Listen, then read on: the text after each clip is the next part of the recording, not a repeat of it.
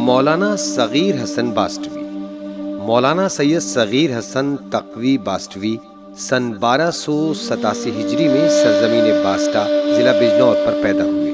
آپ کے والد ارشاد حسین تقوی نہایت متدین، علم دوست انسان اور اہل مطالعہ تھے۔ موصوف نے ابتدائی تعلیم اپنے وطن باسٹے میں حاصل کی۔ اس کے بعد علوم دین کے حصول کی غرض سے عازم امروہہ ہوئے اور مدرسہ نور المدارس میں داخل ہونے کے بعد مولانا سید مرتضی حسین کی سرپرستی میں رہ کر مختلف علوم حاصل کیے، مثلاً ادبیات عرب، ادبیات زبان فارسی، منطق، فلسفہ، فقہ اور اصول فقہ کی تعلیم حاصل کی۔ نور المدارس میں آپ کے ہمدرس افراد میں آیت اللہ سید یوسف حسین امروہوی اور آیت اللہ سید سبط نبی نوگانوی کے اسماء سر فہرست ہیں۔ مولانا صغیر حسن نے نور المدارس سے فراغت کے بعد لکھنؤ کا رخ کیا اور ہندوستان کی مشہور و معروف درسگاہ مدرسہ نازمیہ میں داخلہ لیا۔ موصوف کو وہاں آیت اللہ نجم الحسن کی سرپرستی اور شاگردی کا شرف حاصل ہوا۔ آپ نے مدرسہ نازمیہ میں اپنی تعلیم مکمل کر کے ممتاز الافاضل کی سند حاصل کی۔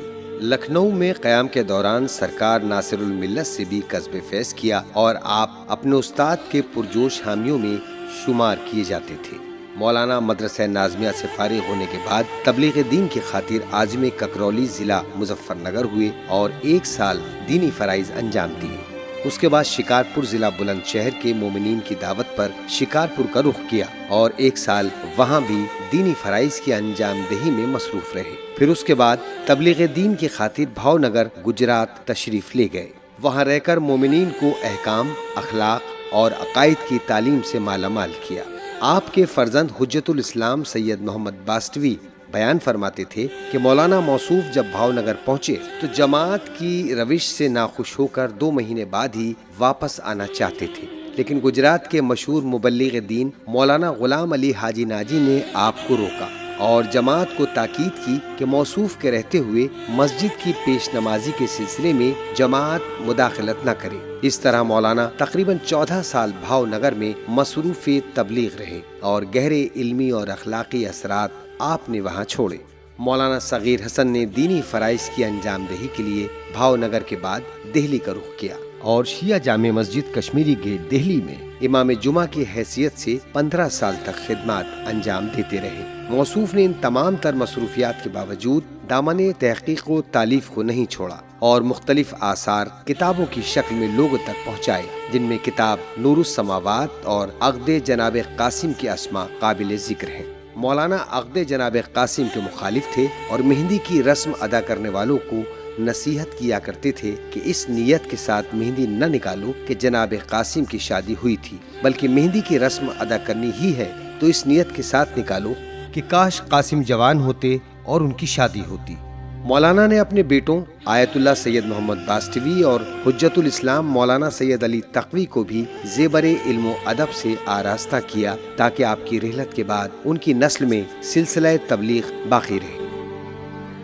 ہمارے دادا نے بہرحال اپنے دونوں بیٹوں کو 3 بیٹے تھے، 2 بیٹوں کو آپ نے علم دین کی طرف جو ہے رغبت دی۔ ایک بیٹے کو انہوں نے نازمیہ میں تعلیم کے لیے بھیجا اور دوسرے بیٹے یعنی ہمارے والد بزرگوار کو جو ہے سلطان المدارس تعلیم کے لیے بھیجا۔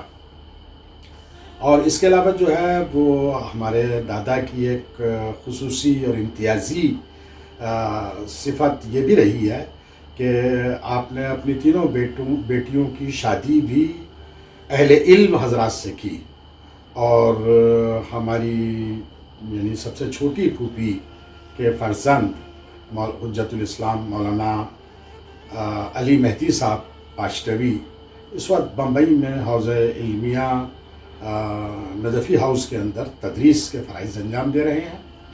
اور اس کے علاوہ یعنی ہمارے والد بزرگوار کے بڑے بھائی یعنی آیت اللہ سید محمد باسٹوی صاحب قبلہ انہوں نے اپنی تمام بچوں کو علم دین سے آراستہ کیا۔ مولانا تقی رضا صاحب اس وقت علی گڑھ میں مصروف تبلیغات ہیں۔ ان کے سب سے چھوٹے صاحبزادے مولانا ہادی رضا صاحب وہ علی گڑھ مسلم یونیورسٹی کے اندر تدریس کے فرائض انجام دے رہے ہیں۔ اور اس کے علاوہ مولانا علی رضا صاحب یہ بھی عالیہ جعفریہ نوگاواں میں تدریس کر رہے ہیں. تو بہرحال ان کے یہاں یعنی ہمارے امّ بزرگوار کے یہاں انہوں نے سبھی بچوں کو علم دین کی طرف لگایا اور بہرحال ان کے ہاں یہ سلسلہ جو ہے وہ جاری ہے.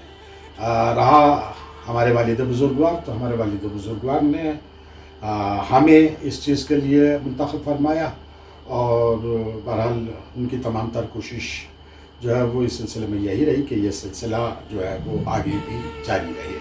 جیسا کہ شیعہ جامع مسجد کشمیری گیٹ میں یہ سلسلہ دیکھنے کو ملتا ہے.